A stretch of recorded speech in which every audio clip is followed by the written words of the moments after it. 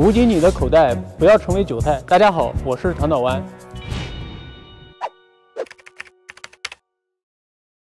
谢邀，我是长岛湾。特斯拉 Model Y 的拆解过程中，我发现几点有意思的地方。第一是特斯拉 Model Y 的配置和功能。首先是特斯拉 Model Y 的前排座椅，我们发现前排座椅的标签上名称是特斯拉 M3MY 8项电动座椅及头枕总成，也就是说，特斯拉的前排座椅 Model Y 和 Model 3是用的同一个座椅。对于 SUV 和轿车来说，两者坐姿是不同的。特斯拉采用的方式是在车身和座椅之间加一个支架，把 SUV 的座椅升高。这样做最大的优势就是节省成本，两台车共用一套座椅。缺点就是座椅滑轨比较高，中央没有封死，有一定的危险。举个例子，后排饮料滚至前排会卡住刹车。把座椅拆解之后，我们可以看到座椅骨架并没有进行整体的电泳，只是对可见部分的滑轨和滑轨连接的支架进行了电泳，这也是一种节省成本的方式。没有电泳的骨架在长期的潮湿环境中更容易生锈，对座椅强度和安全性都会有影响。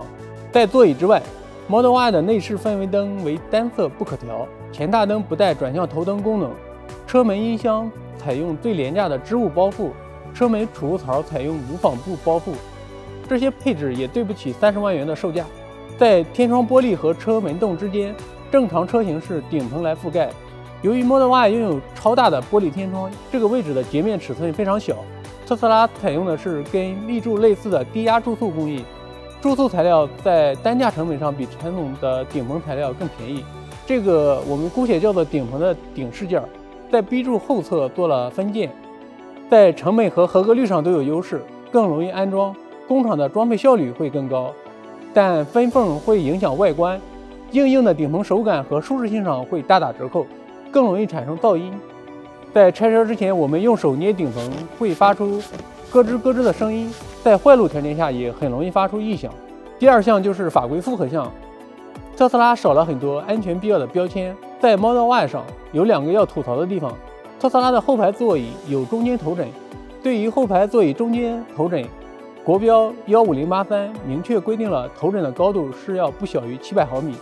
在 Model Y 上，头枕在最低位置时明显是要小于700毫米的。实际上，头枕的最低位置并不是它的使用位置，头枕在最低时并没有锁定，只有把头枕升高，头枕导套才会把头枕位置锁定，此时才是头枕的一个使用位置。一般车辆都会在头枕上加一个标签，来告诉消费者正确的使用位置，比如比亚迪汉的头枕标签，而特斯拉 Model Y 上并没有类似的标签。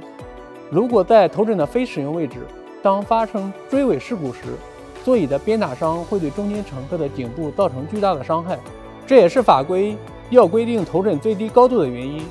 所以，如果您的 Model Y 中间位置要坐乘客，记得提醒他把头枕抬高，这样在安全性上才有保障。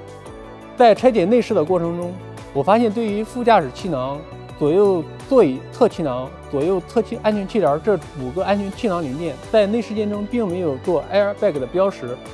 在国标11551中明确规定了必须要有 airbag 的字样。